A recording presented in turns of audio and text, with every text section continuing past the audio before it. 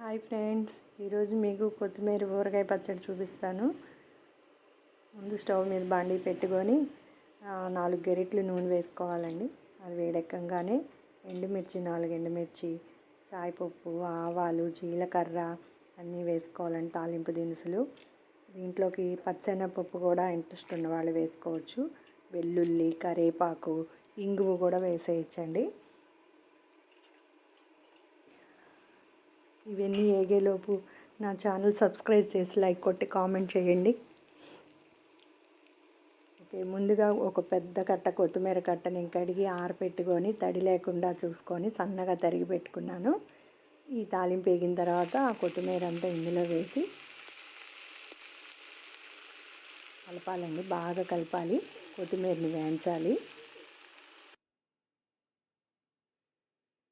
ఇలా కలిపేసుకొని మొత్తం అంతా ఏగిపోతుంది.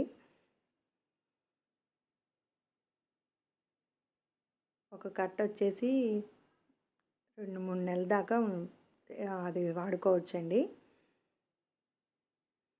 ఇది చింతపండుతోనూ చేయొచ్చండి. నేను ఇప్పుడు చింతపండుతో చేసే టైపు చూపిస్తున్నాను మీకు. కొత్తిమీర ఊరగాయ పచ్చడి నిమ్మకాయ సైజ్ అంతా, నేను ఈ కట్టకి సరిపడా నిమ్మకాయ సైజ్ అంతా చింతపండు నానబెట్టి గుజ్జు తీసుకొని ఇందులో వేస్తున్నాను. కొంచెం పులుపు కావాలన్న వాళ్ళు ఇంకొంచెం ఎక్కువ వేసుకోవచ్చు చింతపండు.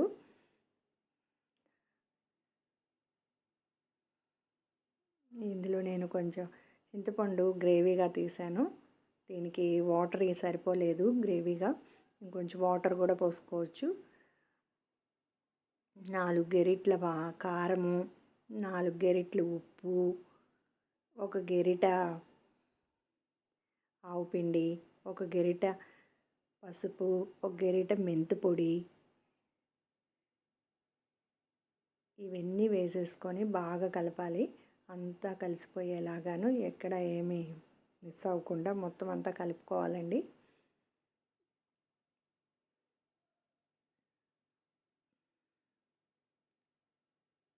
కలిపేసుకున్న కొద్ది వాటర్ పోసుకోవాలి. లేదా మనం చింతపండు కాస్త పలచగా తీసుకున్నా వాటర్ పోయక్కర్లేదు, తీసుకునేటప్పుడే కొంచెం తీసుకున్నా. చింతపండు కొంచెం బాగా పులుపు అనిపించింది, అందుకని నేను కొంచెం చిన్న బెల్లం ముక్క వేసాను. వేసుకోకపోయినా పర్వాలేదు, కొంచెం టేస్ట్ వస్తుంది. బెల్లం కూడా వేసి ఇంకొంచెం వాటర్ పట్టుద్ది. వాటర్ పోసుకొని ఇదంతా ఉడకపెట్టాలండి. ఒక 5 minutes ఉడకపెట్టాలి.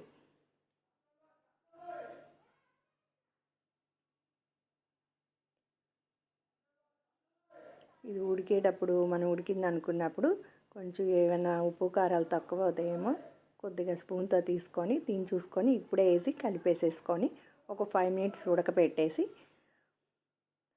కట్టేసేయటమే. స్టవ్ కట్టేసి చల్లారిపోయిన తర్వాత మనం సీసాలోకి కావాలంటే సీసాలో, జాడీలోకి కావాలంటే జాడీలోకి తీసి పెట్టేసుకోవచ్చు.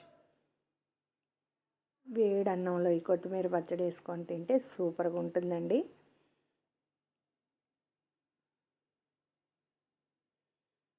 సరే కదా, బౌల్స్ వస్తున్నాయి, ఉడికిపోయిందనమాట. నేను సీసాలోకి తీసి పెట్టుకున్నానండి. ఒక పెద్ద కొత్తిమీర కట్టకి 1 నిమ్మకాయ సైజ్ అంత చింతపండు, ఉప్పు, కారం, ఆవు పిండి, పసుపు, మెంతిపిండి, తాలింపు అన్నీ వేసి చేసిన కొత్తిమీర ఊరగాయ పచ్చడి రెడీ.